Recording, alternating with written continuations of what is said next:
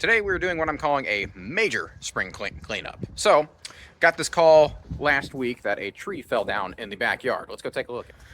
So everything uprooted. It is leaning on a roof right now. And we are hauling it out.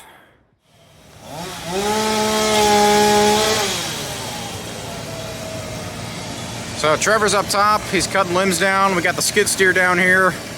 It is holding the tree up right now. So we're making progress.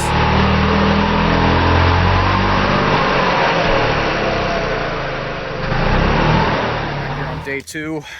So they're working on stump removal, getting the rest of the big chunks taken out.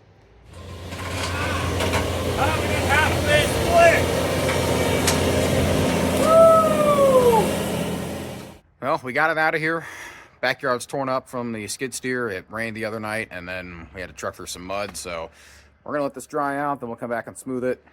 A lot easier to smooth out dirt than when it is mud. So we'll grade this out, and it'll be done.